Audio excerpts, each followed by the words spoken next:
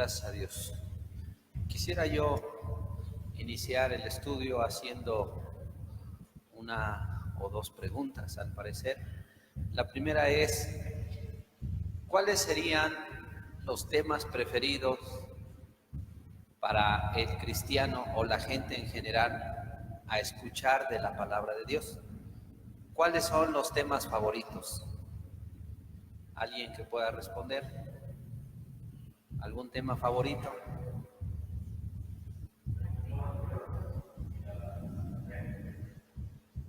Para usted. Okay. ¿El qué? Dios te ama. ¿Algún otro? El amor. ¿Sí le gustará a la gente ese, hermano? Bueno, a los que queremos buscar a Dios, sí. ¿Algún otro tema? La gracia. Un tema que cómo le encanta a la gente. El amor.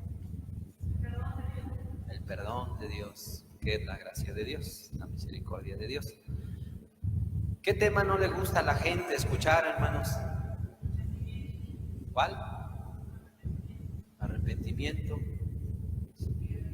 el infierno, el juicio de Dios, las obras de la carne, ¿sí? Los mandamientos. Entonces, como nos podemos dar cuenta, también los llamados cristianos, como no cristianos, buscan ser selectivos al respecto de los temas bíblicos. Definitivamente hay temas que al hombre gustan y hay temas que al hombre no gustan acerca de la palabra de Dios. Y uno de ellos precisamente es, como acertadamente acaban ustedes de responder, el infierno. Bueno, ¿quién quiere hablar del infierno? A la gente no le gusta hablar del infierno, pero es un tema 100% bíblico, ¿verdad? Es bíblico. La palabra de Dios lo habla tanto en el Antiguo como en el Nuevo Testamento. De hecho, Jesucristo habló mucho acerca de ese tema. Y bueno, así como habló del infierno, habló que habría de haber un juicio al cual serían llamados chicos, grandes, cultos, ignorantes, reyes, gobernantes, gobernados, cristianos, no cristianos, doctores, ateos, reyes, sacerdotes, homosexuales, bisexual, como se llame la persona, todos y ninguno va a faltar a él, al juicio de Dios. Puede ser la persona artista, poderoso, débil, pobre, rico, profesionista, qué sé yo. Puede ser muchas cosas, pero al final todos vamos a ser llamados. Pues dice la palabra de Dios en 2 de Corintios, el capítulo 5, versículo 10, dice: porque es necesario que todos nosotros comparezcamos ante el tribunal de Cristo, para que cada uno reciba según lo que haya hecho mientras estaba en el cuerpo, sea bueno o sea malo. Esta parte de la Escritura anuncia, nos comunica que a este juicio todos vamos a ser llamados. Dice que es necesario, lo cual quiere decir que sin acepción alguna, todos vamos a llegar delante de Dios. Y por cierto, es el único juzgado que no se encuentra en la tierra, sino en los cielos, pero que no se permite el compadrazgo, no hay inmunidad para nadie, la religión no va a ser acepción, no habrá ahí como una especie de familiaridad. Lo único que va a importar cuando Dios llame a cada uno de nosotros al juicio van a ser o va a ser tu conducta. Si tu conducta fue buena, dice la Biblia, que escucharás de parte del Padre venid benditos de mi Padre. Por cuanto hiciste esto a uno de estos más pequeños, a mí lo hiciste. Pero dice la Biblia que a los de su izquierda, que a los malos, aquellos que tuvieron mala conducta, escucharán estas palabras: apartaos de mí, malditos, al fuego eterno, preparado para el diablo y sus ángeles, porque tuve hambre y no me diste de comer. Y bueno, así como eso, la palabra de Dios, según lo que dice Gálatas 5, dice que el idólatra, el asesino, el adúltero, el ladrón, cada uno de ellos recibirá su pago de acuerdo a sus buenas como a sus malas obras. Algunos va a ser para vida eterna y otros para condenación eterna. Es decir, ninguno de nosotros, los que están allá afuera, los que están ahorita viendo el partido de fútbol, compitiendo una carrera, hay quienes están estudiando, trabajando, ninguna de las personas que se muestran indiferentes y ajenas a los temas del infierno, del juicio, de la gracia, del amor en este momento, ninguno de ellos va a faltar. Todos y cada uno de ellos, así como nosotros, vamos a pasar por el juicio de Dios, el cual tiene que ver también con el filtro de los 10 mandamientos, con el filtro del Evangelio de Dios, del cual dijo Pablo: el día que Dios juzgará por Jesucristo los secretos de los hombres conforme a mi Evangelio. Entonces, es por estas razones o a través de esos medios que Dios utilizará para juzgar a cristianos como no cristianos. De hecho, la Biblia nos dice que es necesario que el juicio de Dios comience por su casa. No debemos nosotros albergar la esperanza de, no, nosotros pasaremos directo al cielo, a menos que seas un niño, porque de los tales es el reino de los cielos y esos niños pasan directo. Pero los que no, los que somos adultos, estamos conscientes, hemos hecho lo bueno, lo malo, y tenemos ese discernimiento para saber lo que es bueno y malo, vamos a ser juzgados por parte de Dios. ¿Y saben qué es lo más importante de todo esto? Que Dios no necesitará de investigadores o investigaciones. O sea, Dios no necesitará de testigos, de evidencias. O sea, Dios no va a necesitar nada de ello. Porque la palabra de Dios en Jeremías 16, versículo 17 dice: los ojos de Dios están en todos los caminos. Nada le es oculto, ni la maldad se oculta de su presencia. Dice que nada le es oculto, lo cual quiere decir que ese pensamiento del hombre que tiene arraigado diciendo es que nadie conoce este secreto. Bueno, hoy comunico a los hombres, al menos a los que estamos aquí, que no hay nada que quede oculto delante de Dios. Lo más secreto, lo más íntimo, lo que crees tú que nadie sabe, hay un testigo, el cual no necesitará de más testigos, sino que Dios mismo podrá presentarte la evidencia de cuando se mintió, se robó, se codició, se adulteró, se cayó en mentira, hipocresía, chisme, celos, murmuración. Él tendrá la evidencia si fuese necesario, porque delante de Dios nada le es oculto. Y dice la Escritura que todos y cada uno de nosotros seremos llamados delante de ese trono. Por ello la Biblia en Mateo capítulo 13 versículo 47 se refiere a la parábola de la red, que es la que nos ocupa el día de hoy estudiar. Dice Mateo 13 versículo 47: asimismo el reino de los cielos es semejante a una red que echada en el mar recoge de toda clase de peces. Esta parábola enseña lo que ya he mencionado. Dios que no hace acepción de personas, sino que toda la gente, cual sea su raza, clase, etnia, color, cual sea su cultura, estatus social, lo que sea. Dice la Biblia que los va a llamar a su presencia para juzgar. Por ello dice aquí la Escritura en esta parábola que toda clase de peces. Está el pez beta, carpa, dorado, siluro, sol. Está el borrón, trucha, ballena, salmón.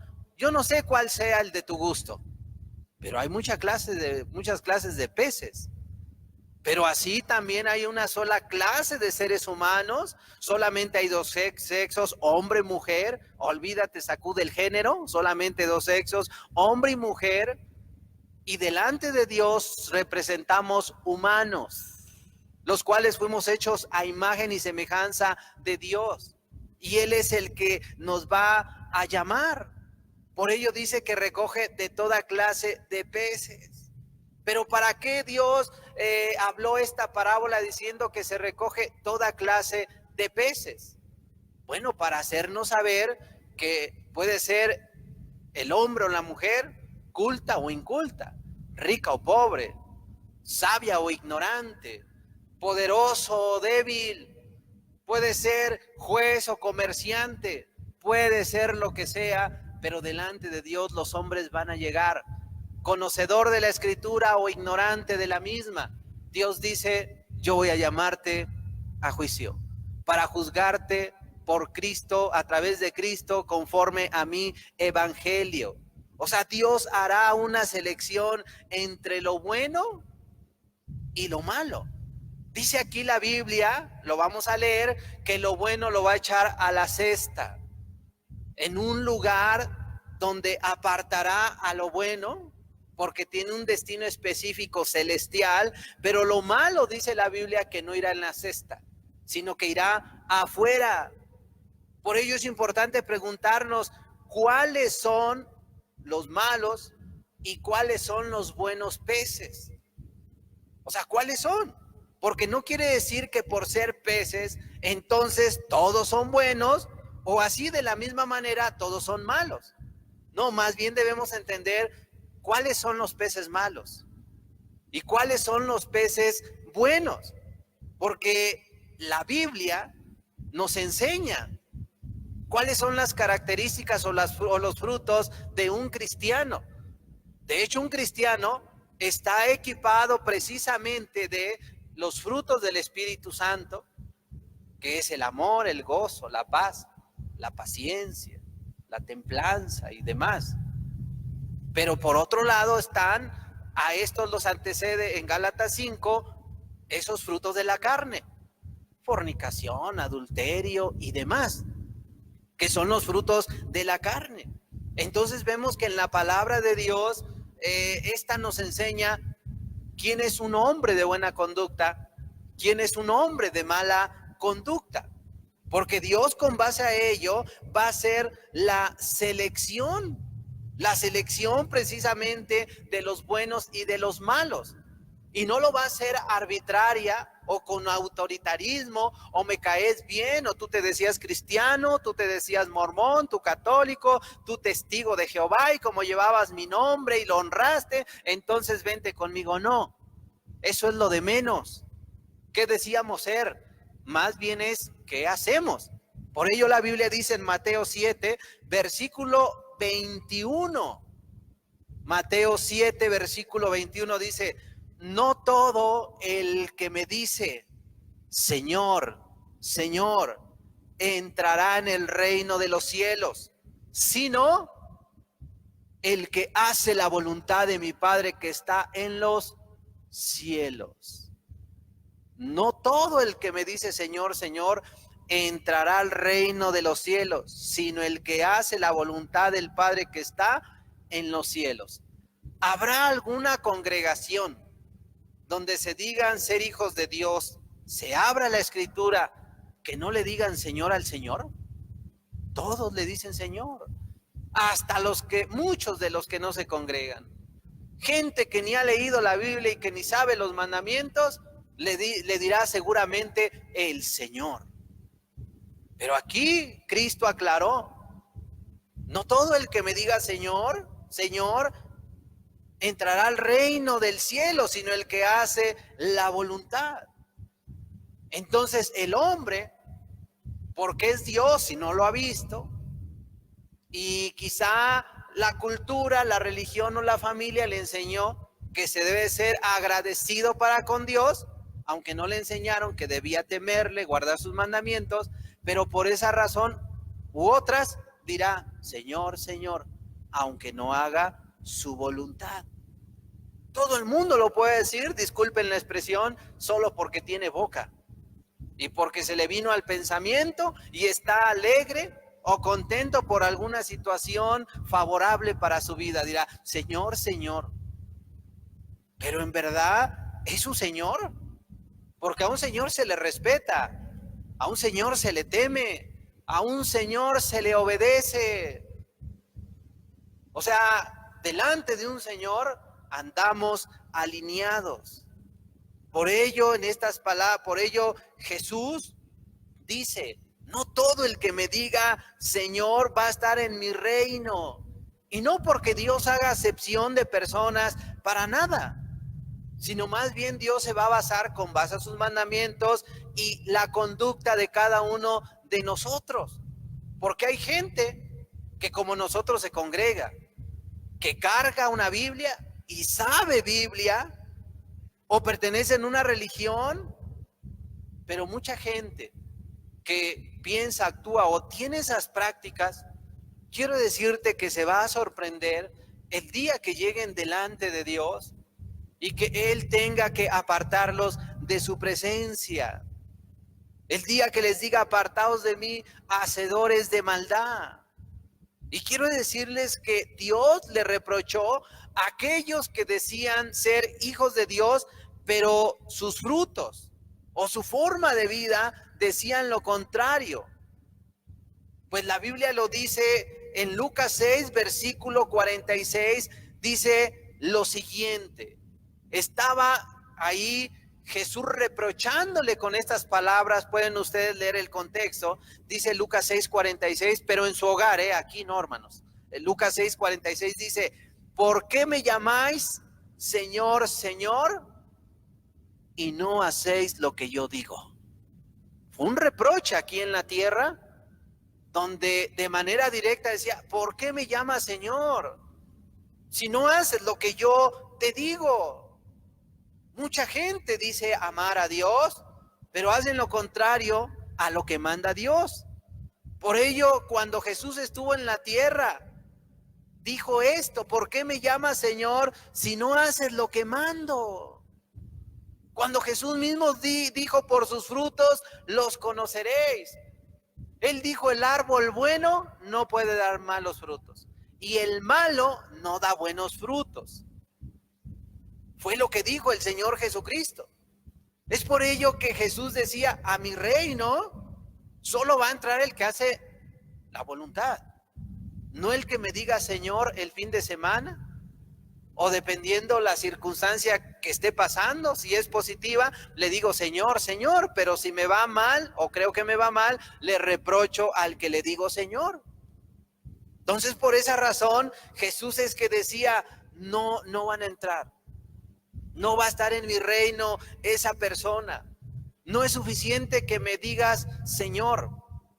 Si es una demanda que Cristo dijo, que al que le confesare delante de los hombres, Él lo confesaría delante de su Padre. Y al que le negare, los negaría delante de su Padre. Pero sobre todo se refiere no a una negación, no a una negación necesariamente así con palabras, sino una negación con la conducta. Una negación con la conducta. Apenas compartía con una persona en la semana la palabra de Dios y me contaba de otra persona que se sorprendió un día que salió de casa, vino a su encuentro y le dijo, quiero darte una buena noticia. Ya somos hermanos en la fe. ¿Por qué? Porque me acabo de convertir al cristianismo. Amo a Dios al igual que tú. Pero en eso, ¡rin!, entra una llamada. Contesta el recién convertido y salió veneno de su boca. Comenzó a maldecir, a decir malas palabras, porque le estaba saliendo mal un negocio. Imagínate el recién convertido. No todo el que me diga Señor, Señor, no todo el que me confiesa ante los hombres, sino más bien dice la Escritura, el que hace la voluntad de Dios. Dios no puede ser engañado con falsas palabras en las cuales hagamos énfasis diciendo, Señor, mi Señor, te amo, mi Señor, eres nuestro Señor, oh Señor tan amado, y redundo y hago énfasis, Señor, Señor. A Dios no le impacta eso, porque Dios conoce el corazón. Jesús fue muy claro, nadie entrará por decirme Señor. Nadie va a entrar a mi reino sino el que haga mi voluntad. De hecho, la palabra de Dios habla de una historia que narró Jesucristo, donde dijo que había un padre de familia que tenía una viña. Y dice que tenía 2 hijos. Y entonces vino a sus hijos y les dijo que fueran a su viña. Banda, vayan a mi viña. Entonces le dijo al primero, y entonces dijo el primero, sí, padre, yo voy a trabajar a tu viña. El típico Señor, Señor. Y al segundo, ve a mi viña. Entonces el segundo dijo, no, yo no voy. Una vez que con las palabras de alguna manera hicieron saber su postura delante del padre, pues el padre se fue y dijo, bueno, uno de mis hijos va a ir, el otro no. Fueron claros. Pero ese padre no conocía el corazón. Y dice la palabra de Dios que el que dijo, sí voy, no fue. No fue. O sea, mentira, irresponsabilidad, aparentó que se iba a ir, o sea, hipocresía. ¿Cuántas cosas podríamos sacar de la conducta de esa persona? Pero dice la Biblia que el que dijo no arrepentido fue a trabajar a la viña de su padre. Y es cuando la palabra habla precisamente que las rameras y los publicanos van delante de vosotros. Porque aquella persona que sabe que ha delinquido, ha matado, ha pecado, sabe que está condenado.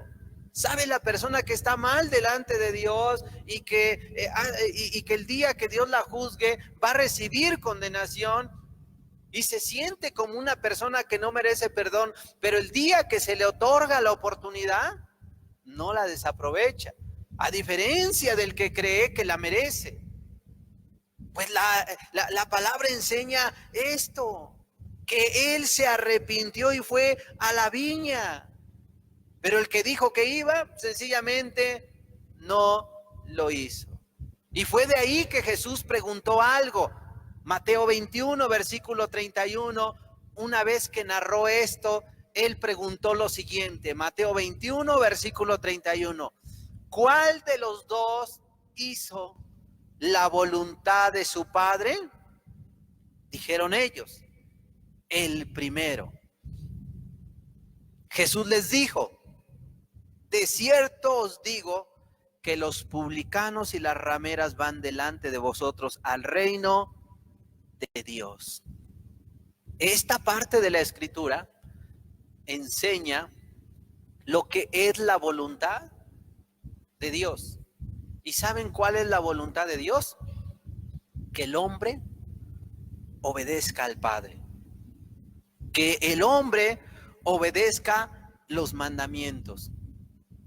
Que el hombre se ciña a lo que el Evangelio enseña. Eso es lo que nos da a entender. Que nosotros nos ciñamos a la palabra de Dios. Y si la palabra de Dios, así como esta enseñanza, si la palabra de Dios nos dice, predica la palabra, id y predicad, el cristiano va a ir y predicar.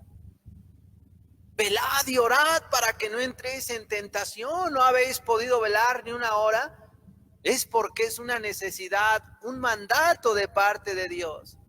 Si la palabra de Dios te enseña a ayunar, sobre todo como una necesidad y un medio para poder, dice, este género no sale sino con oración y ayuno. Si la palabra manda a estudiar, escudriñar la escritura, porque a vosotros os parece que en ella está la vida eterna, pues debes estudiar la palabra de Dios, porque lo dice la Biblia. Y si la Biblia nos manda a amar, a perdonar, a trabajar, a guardar los mandamientos, eso es la voluntad de Dios. Pero si nosotros como cristianos comenzamos a tratar al mandato, la voluntad de Dios, ya no como mandato, sino como sugerencia, pues ello no le va a agradar a Dios y te vas a mostrar como aquel hijo que dijo, sí voy y no fue. Sí oro, pero no oro. Sí predico, pero no predica. Sí hago misericordia, pero no lo hace. Sí soy cristiano, cristiana, pertenezco a la iglesia, pero no ayunas, no oras, no te congregas o te integras a la iglesia para hacer la obra, orar, ayunar, para predicar, para hacer su obra. Sabías que estás faltando y te estás mostrando como un hijo y como una hija desobediente. ¿Y qué le dijo Dios a los desobedientes? Apartados de mí. ¿Cómo les dijo? Malditos. Apartados de mí, malditos, al fuego eterno, preparado para el diablo y sus ángeles. Porque eso lo dice Dios.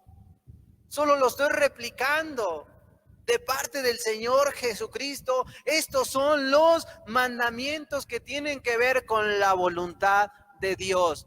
Señor, Señor, no todo el que me diga entrará al reino. Es importante comprender esta parte, porque no es suficiente, hermano, hermana, amigo, quien quiera que seas o como te llames, no es suficiente decirle Señor, o aceptar que eres cristiano, o decir que sí vas a la obra, pero no estás siendo responsable ni honesto contigo. Y obviamente Dios lo sabe también, que no hay honestidad en tu corazón.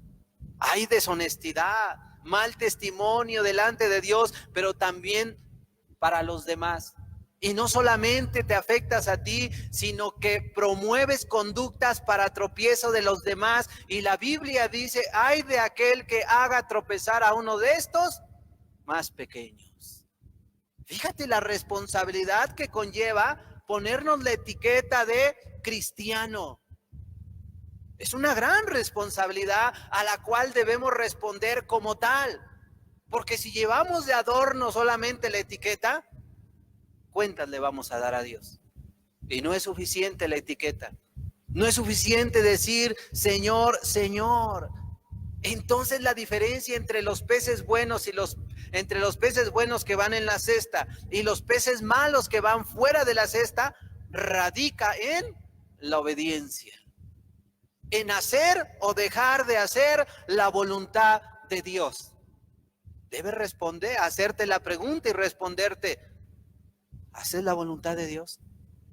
Hay gente que ni en lo más mínimo simplemente dicen, ya no me congrego, ya no oro, ya no predico, o hay quienes dicen esto sí, esto no, esto sí, esto no. Los mandamientos y la voluntad de Dios no representan un buffet de sugerencias para decir este sí me gusta, este me acomoda, este no, este me es del desagrado. No, la voluntad de Dios es muy extensa para nosotros los cristianos, y en ello radica la diferencia entre los peces buenos y malos.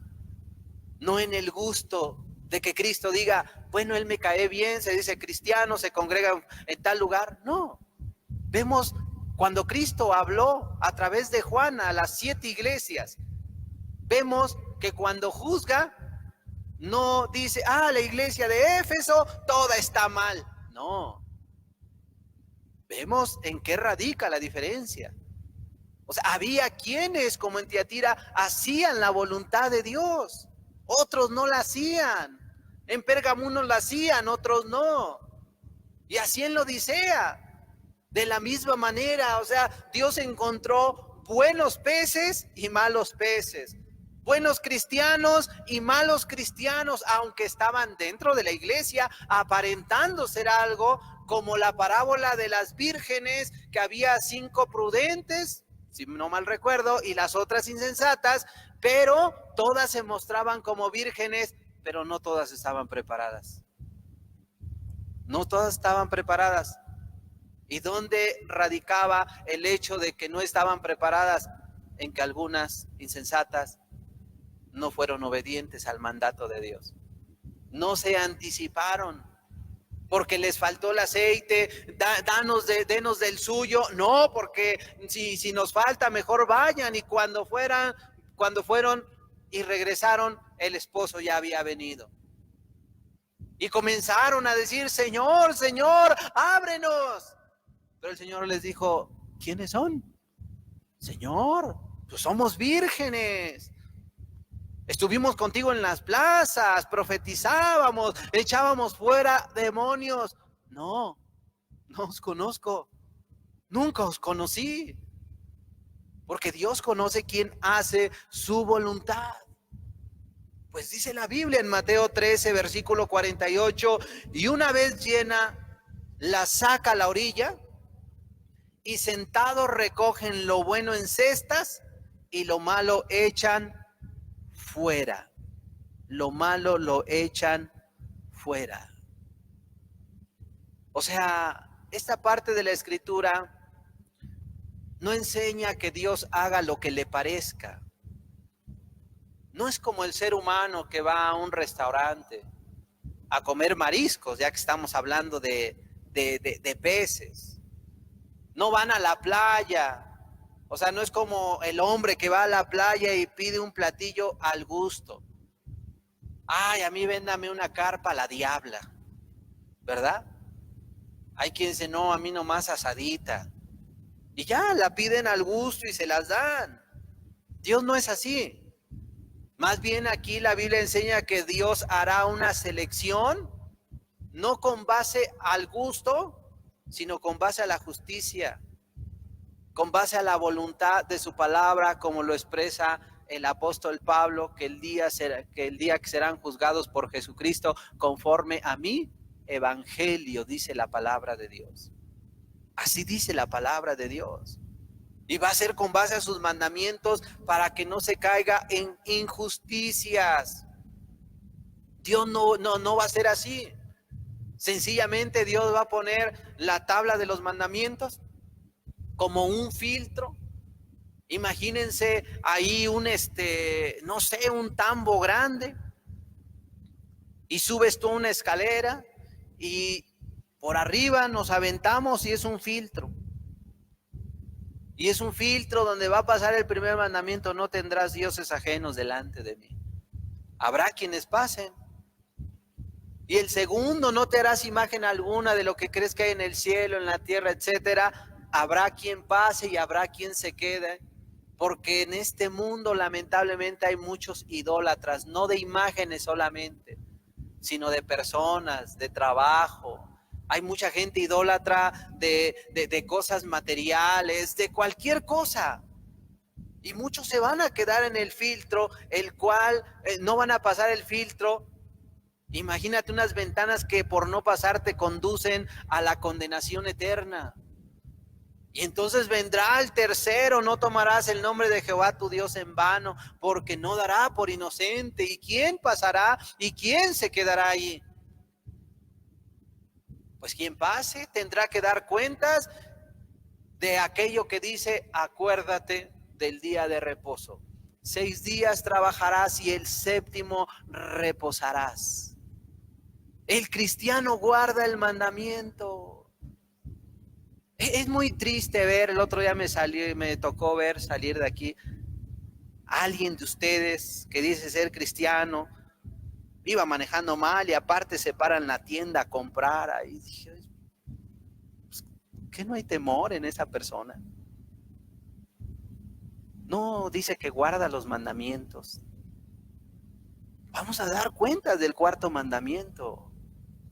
Dice que en él no trabajarás ni harás trabajar a tu bestia, al extranjero, a nadie. Pero para muchos cristianos llamados es muy fácil pasar por alto el cuarto mandamiento. Pero eso sí, son expertos en rescatar textos de la Biblia y decir, no, nosotros somos como la gente de David, como Pedro. Mira, ni te llamas Pedro ni eres tú de la gente de David. Tú eres tú y ya. Y de ahí que viene el quinto, honras a tu padre y a tu madre. Y hay de aquel que mate, que adultere, el octavo que robe, el noveno que mienta. Y quien se quede en el noveno mandamiento, pues obvio, se quedará en el filtro para ser desviado a la condenación eterna. Y habrá seguramente muchas personas, gracias a Dios, que puedan pasar todos y cada uno de los mandamientos, todos y cada uno de ellos. Porque la palabra de Dios enseña precisamente en Santiago 2, versículo 10, porque cualquiera que guarde toda la ley, pero ofendiere en un punto, se hace culpable de todos. Porque el que dijo no cometerás adulterio, también ha dicho no matarás. Ahora bien, si cometes adulterio, pero matas, te haces transgresor de la ley. Pero es que el hermano guardaba todos los mandamientos del primero al noveno. Pero el décimo, no codiciarás. Ese sí me faltó. Dice la palabra que se hace transgresor de todo. Dios va a juzgar con base a sus mandamientos, con justicia. Y no va a caer en injusticias. Al juzgar, Dios se basará también en la conciencia, en el sentido común y su palabra, como lo dice Romanos 2:15. Tus razonamientos o tu conciencia te defenderán o te acusarán. Aquí lo revela, aquí lo dice la palabra de Dios en Romanos 2:15, lo pueden estudiar. Y aquí lo relevante es que la selección de parte de Dios nos guiará a uno de dos lugares existentes en la eternidad. A uno los guiará al cielo y a otros al fuego eterno. Debemos de estar enterados que la Biblia, que Jesús mismo habló demasiado sobre la condenación, sobre el infierno. ¿Por qué? Porque Jesús sabe perfectamente que existe un infierno, que va a haber un juicio y que con base a ello la gente será condenada o será salva por la eternidad. Y la Biblia expresa que Dios no quiere que el hombre sea condenado, que Dios no quiere que la muerte del que muere, pero lamentablemente con el dolor de su alma. Por ello fue que estuvo dispuesto a morir en la cruz, porque él no quería la condenación del hombre, de la humanidad. Por ello él estuvo dispuesto a ir a la cruz, sufrir y padecer. Por ello leíamos en un principio que es necesario que comparezcamos ante el tribunal de Cristo. ¿Por qué? Porque Dios va a juzgar con justicia, pero Él no quiere la condenación, sino la salvación. Y la Biblia dice en Mateo 13, 49 y 50, continuando con la parábola, dice: así será el fin del siglo.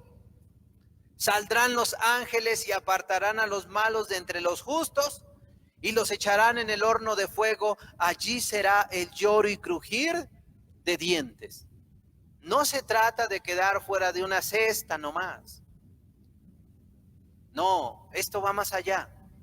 Dice la Biblia que serán echados al horno de fuego, donde será el lloro y crujir de dientes, dice.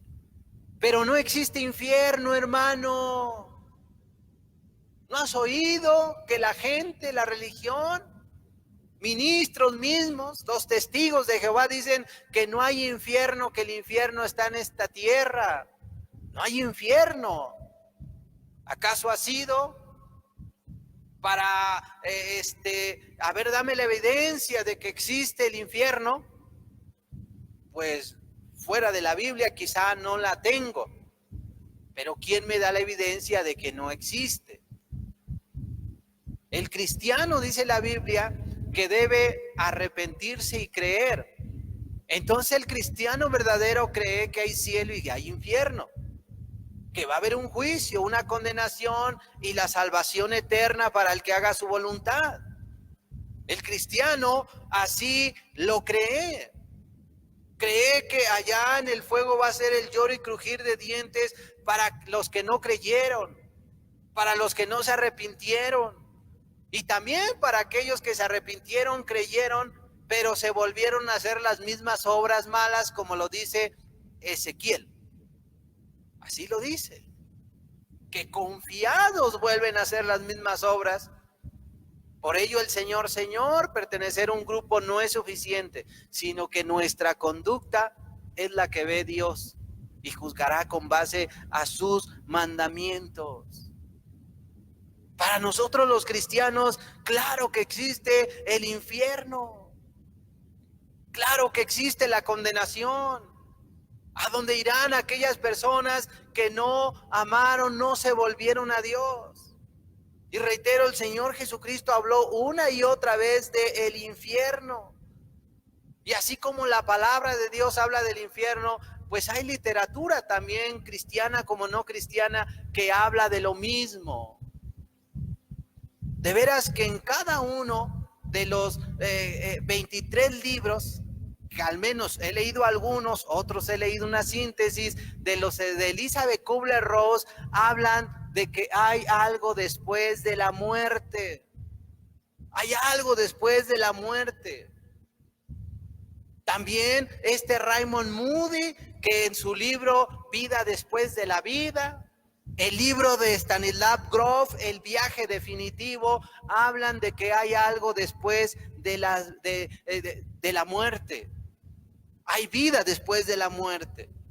Esta mujer, Elizabeth Kubler-Ross, rescaté esto, dice del libro de Raymond Moody lo siguiente. O sea, esta autora habla del otro autor lo siguiente. Dice que él dice así: la investigación que el doctor Raymond Moody presenta en este libro iluminará muchas de ellas, confirmando al tiempo lo que se nos ha dicho durante 2000 años, que existe vida tras la muerte. Ella en un libro cita a otro autor, de lo cual dice, durante 2000 años se nos ha dicho algo. Existe vida tras la muerte. ¿Sí? El hombre no termina cuando abandona este cuerpo. El hombre continúa. El hombre continúa. Entonces, para el incrédulo, pecador, escéptico, les conviene que no haya infierno. Y para ellos puede significar una aberración, mala interpretación, algo ridículo. Pero, al menos la Biblia, que es un libro histórico, serio, que habla con raciocinio y justicia, al igual que estas personas, Elizabeth Kubler-Ross, ya muerta, Raymond Moody, Stanislav Grof, personas de ciencia que escribieron acerca de este tema, médicos, tanatólogos, ellos, hombres de ciencia, que escriben acerca del tema y no de manera irresponsable o basados en una religión o inclinados o teniendo favoritismo por X o Y religión. No, sencillamente ellos como profesionistas escribieron y dijeron, hay algo después de la muerte. Y también en sus libros expresan que los buenos irán a un lugar de paz. Eso lo dice Elizabeth Kubler-Ross. Pero los malos irán a un lugar donde hay sufrimiento. Hay sufrimiento. La palabra de Dios habla precisamente no de una parábola, habla de una historia del rico y Lázaro, y historia porque cita dentro de esa historia a un personaje bíblico llamado Abraham. que decía el rico estando en la condenación, Abraham, Abraham. Ahí la Biblia habla, recorre el velo diciendo, hay un cielo, pero hay un infierno, un lugar de tormento, donde una persona expresa cómo se mostraba a Padre Abraham, manda a Lázaro. O sea, se pueden interpretar sus lamentos de esa persona. Y lo más importante es que vio al Padre Abraham, vio los cielos y le hicieron saber de esa cima. Pero también escuchó la respuesta de Abraham, no pueden irlos de aquí a allá. Entonces veía, escuchaba, sentía, porque tenía la necesidad de que este Lázaro fuera con la punta de su dedo a mitigar su sed. Entonces el infierno es algo real, donde la gente se va a quemar, donde la gente lamentablemente va a sufrir no por un día, no por 2 días, un mes, un año, una década. La gente va a sufrir por la eternidad. Porque así lo dijo Jesús. El doctor Raymond Moody dijo, cuando los hombres mueren, comienzan a escuchar ruidos desagradables, zumbidos chillones, y al mismo tiempo sienten que se mueve rápidamente por un túnel largo y oscuro. Esto lo expresa Raymond Moody, y esa es precisamente parte de la experiencia que el rico tuvo.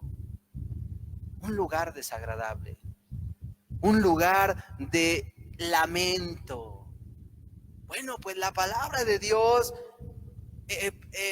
existe la palabra infierno 13 veces, Hades 10 veces, condenación 21, lloro 7, crujir 9, perdición 15, el fuego eterno 3, lo cual quiere decir que al menos en el Nuevo Testamento más de 78 veces menciona algo al respecto o hace alusión del infierno. Y en el Antiguo Testamento vemos cómo otros autores hablaron de la condenación del infierno, pero ¿quiénes van a ir a ese lugar? Dice la Biblia en Apocalipsis 20, versículo 15. Y el que no se halló escrito en el libro de la vida fue lanzado al lago de fuego. Y el que no se halló escrito en el libro de la vida fue lanzado al lago de fuego. Qué importante es entender, ¿verdad? Que estamos hablando de la voluntad. Ahora hablamos aquí de un libro de la vida que está en poder de Dios. Está en el poder de Dios. Pero no habla de etiquetas. Que yo soy, o yo le digo Señor, Señor. No. Dice la Biblia que va más allá. Dice que hay un libro de la vida, pero también la Biblia expresa que hay un libro de las obras.